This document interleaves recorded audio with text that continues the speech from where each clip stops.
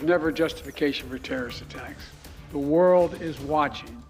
Overnight, another militant group attacked Israel. We'll cover the current war with Hamas and the new strikes from Israel's Syrian border. And another quiet morning for us. I'll go over the warming temperatures we have in our forecast and the rain that's on the way. And now that the weather matches the season, it's time to celebrate fall. The festivals and traditions returning to the bi-state today. This is Today in St. Louis, focused on you. All right, wake up, wake up. It's Fun Day Sunday here in the city of St. Louis, and we're getting a live look at the Gateway Arch just shining this morning. This is how you open up Fun Day Sunday. Yeah, it's pretty nice out there. Good morning to you. It is Sunday, October 8th. I'm Travis Cummings here with Weather First meteorologist Tracy Hinton. Yeah. Mercedes is taking some time off. Yeah, lucky her. She'll be back with us soon. Sleeping in on the weekend, not a bad thing. Yes, yes. And fall, this is the time for it. The temps are here. The temps are here. Yeah, they certainly are. Yesterday felt pretty nice. Today will be a little warmer, so no surprise. Summer is very, holding on. Yes. With the tightest of grasp this year. By a string. So, yeah, let's go over our forecast here for the day today. It is 47 degrees outside right now. It does feel like 44. Winds are out of the west at just 6 miles per hour. Dew point is at 39 degrees. Didn't see much in the way of fog out there, but we certainly could as temperatures warm up here. Through the rest of our day today, we will make it into the low 70s, so a very comfortable afternoon for us.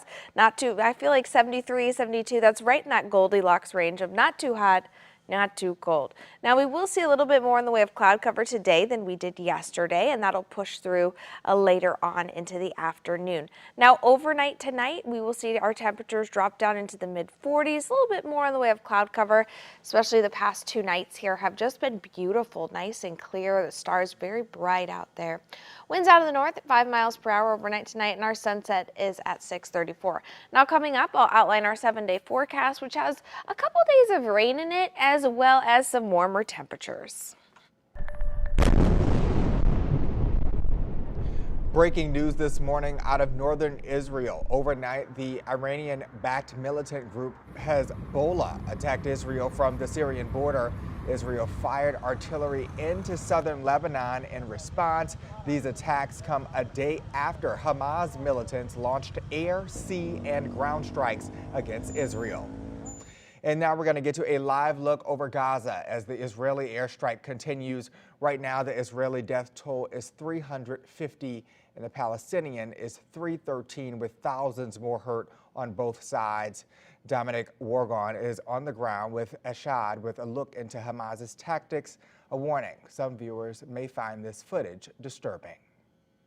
Yeah, as you say, the Israelis still 24 hours, more than 24 hours after Hamas launched this unprecedented attack on their territory, they still don't have their own territory under control. There are 2, I think, hostage situations that they're most worried about, involving at least 50 hostages each, reportedly. One in the kibbutz of Be'eri, just outside Gaza, the other one in Ofakim, which is about a dozen miles inside Gaza. The Israelis are reeling in shock from what is really an unimaginable nightmare, a real horror, something they're not prepared for, they've never really seen coming. And they have seen the Palestinians launch the kind of attack that no one saw coming. What's been happening overnight is an exchange of missile fire and rocket fire. We're hearing from here about a dozen miles north of Gaza. Fairly constant sound of big Israeli guns firing missiles into Gaza, and in return the Palestinians have hit a number of sites in the towns of Ashdod and Ashkelon. We're in Ashdod and Ashkelon. They hit a residential complex and a medical centre. Say the Israelis. The Israelis say that the air operation is now underway in retaliation for what the Palestinians have done and continue to do, and a ground operation is imminent. And the Israeli Prime Minister is saying that no hiding place will be left and they will all be turned into rubble. But of course, the operation, which is expected to go on for a long time and will be, I think, in for the long haul, is going to be deeply complicated by the fact that the Palestinians have taken 150 at least hostages, it seems, civilians and soldiers. And the loss of any hostage, or the taking of any hostage in Israeli society, has been an agony in the past, but normally it's been in ones or twos. To lose that many hostages is a torment and something the Israelis have never really had to go through in the past. And the Palestinians are releasing videos of these hostages being taken into Gaza. Videos as yet unverified, but still deeply distressing to Israelis, but harrowing for anyone to watch. And I think the fear is that the Palestinians are really goading the Israelis to do their worst, to launch something that would be so disproportionate, it then may draw in other actors and supporters of the Palestinians around the region. So a very dangerous moment, I think, if for the region, for Israel, as we wait to see how Israel will respond. Overnight, many countries displayed their support for Israel. You can see the Empire State Building and One World Trade Center lit up in blue and white. Italy projected the Israel flag on Rome's Chigi Palace, as did the Germans on the Brandenburg Gate in Berlin. Well, here in the bi-state, elected leaders are voicing their support. Missouri's House Speaker and Senate President released this statement saying, quote, "We condemn the series of attacks carried out by Hamas. We reiterate our unwavering support for the state of Israel." In Illinois, Senator Tammy Duckworth said, quote, "My heart goes out to the people of Israel. The world must unequivocally condemn all terrorism." And as we learn more from Israel and Palestine, we will update you on air, online, and KSDK.com, and on the 5 on Your Side app. It's free to download on your phone's app store. Well, this morning, a security guard injured in a gun battle at a Ferguson Quick Trip is in custody. The shooting happened around 1:30 yesterday morning. Witnesses tell police a customer at the Quick Trip on West Florissant Avenue got into an argument with the on-duty security officer, Maury Adams. Then they say the guard and man both pulled out guns and fired shots. The customer died on scene.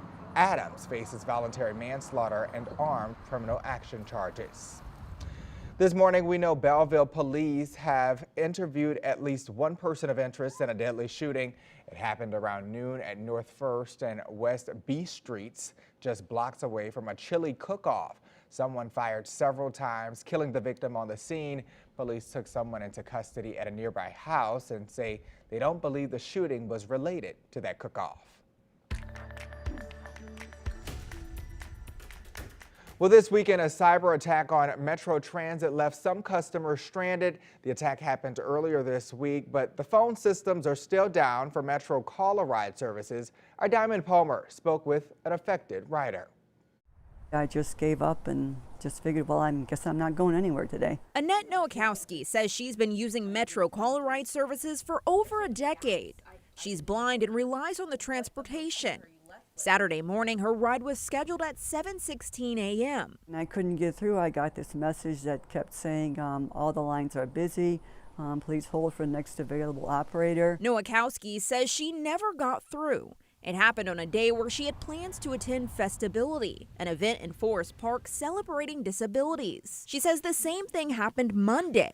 While she knows things are out of call-a-ride's control, she wants an alternative. Use Uber or Lyft or some on-demand service, but, subsidize it in some way. Nowakowski says the service requires riders to book 3 days in advance over the phone. On Monday, Metro Transit released a statement to report cyber attacks that froze ride systems. The statement read in part, the transit phone system and call-a-ride scheduling system are still down, as well as email. Later that day, the service said phones were slowly coming back, as well as the reservation systems for call-a-ride, and they would inform customers of any changes. Saturday, the transit service released another statement saying the cyber attack continues to impact phone services related to call-a-ride. Services won't be available today and tomorrow. We want the public to know what's going on, and we really, really, really need public support to help us out with this problem. Diamond Palmer, 5 on Your Side. And Metro Transit released a statement saying, quote, "The scheduling system used to reserve future call-a-ride trips is not currently accessible. We will keep our customers updated through social media and the media as networks are restored." Metrolink trains and Metro buses will operate on their normal schedule, but you can only buy tickets in cash.